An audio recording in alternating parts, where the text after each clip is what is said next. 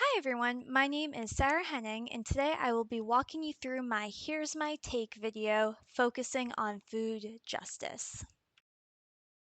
What is food justice? Food justice centers around achieving equity of low income and low access communities.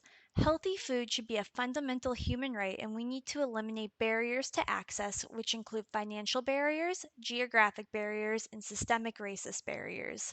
Food justice is a direct critique of the global industrial food system and the negative impacts of its policies, laws, and practices on human health, the environment, culture, and equity.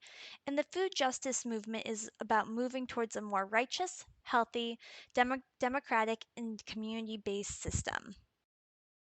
Now, you might be thinking, why should I care about this? Food injustice affects so many people, and access to healthy food can be a unifying systems approach to environmental justice.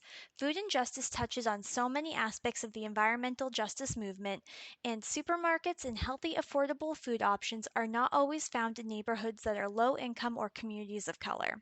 These neighborhoods not only have to deal with locally undesirable land uses and their voices not being heard when trying to organize, but also not having access to healthy food. When people are malnourished and hungry, it is hard to focus on issues like housing and community development. When people have affordable access to healthy foods and no longer have to worry about where their next meal is coming from, then other parts of environmental justice can be worked on to an even higher degree.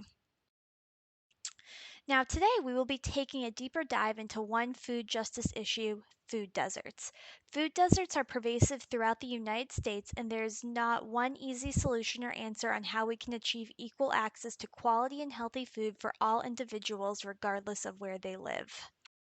Now, food deserts plague low income communities and communities of color in both urban and rural settings.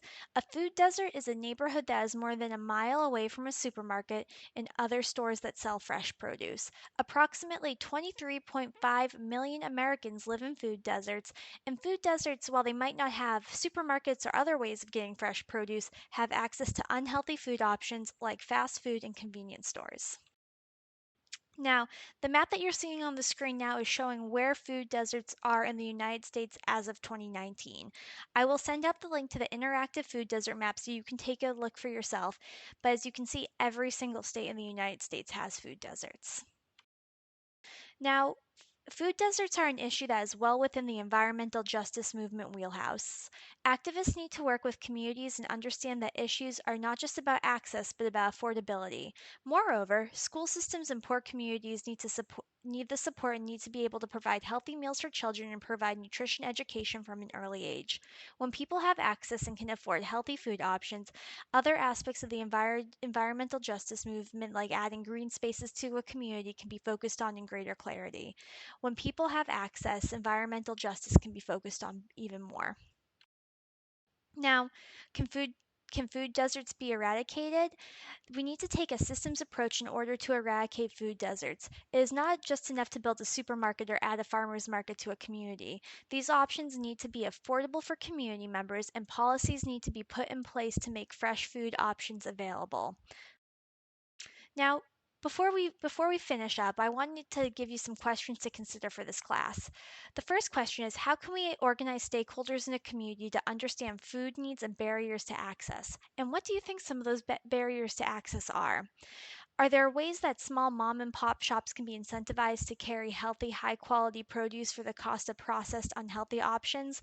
And given that many food companies are subsidized by the government, how do you think these subsidies could be reallocated to get healthy, high quality produce into lower income communities?